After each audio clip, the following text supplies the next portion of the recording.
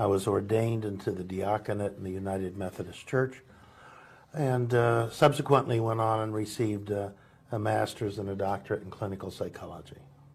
Third position in early Christianity was that Jesus was human, albeit a man who stood in a special relationship with God. Yeah, basically in terms of history of Christianity, there's a broad group of early Christians that were known as subordinationists, and by that it's meant that they subordinated Jesus to God. Didn't put them on the same level. Mm-hmm. And of special interest would be one particular group of subordinationists that were called adoptionists. And they were called adoptionists because when it came to this concept of the Son of God, mm-hmm.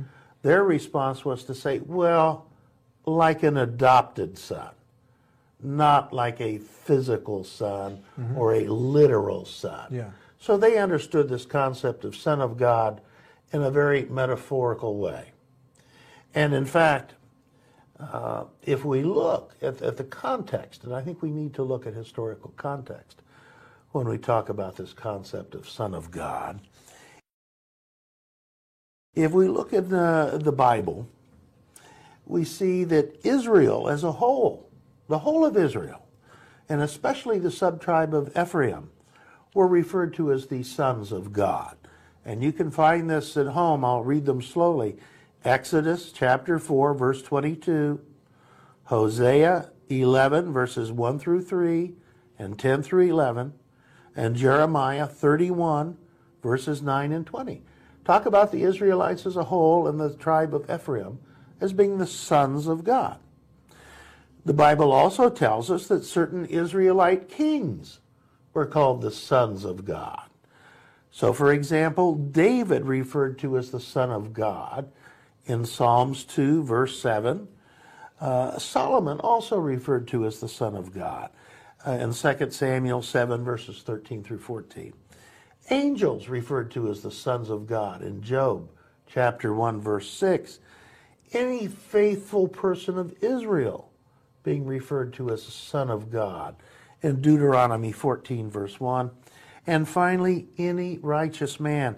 And let me quote this one. It's Ecclesiasticus 4, verse 10. Ecclesiasticus, or the wisdom of Jesus ben Sirach. Be as a father to orphans and in a place of a husband to widows. Then God will call thee son and will be gracious to thee and deliver thee from the pit. So what we're left with here, and we need to understand this historical context, among the Israelites in first century Palestine, mm-hmm. to be called the Son of God simply meant you were a righteous and pious man. That's it. That's all it meant. Now, the Bible translators do a trick on people, because when they translate Son of God in reference to Jesus Christ, peace be upon him, they put a capital S in Son. Mm-hmm. Well, in the Greek, there's no capital, no lowercase. That's not fair. That's a totally arbitrary thing the translators are doing. Seems some deception going on. So, well, and then anywhere else where someone's called the Son of God, they use a lowercase s. Yeah. But that's the translators. That's not in the text.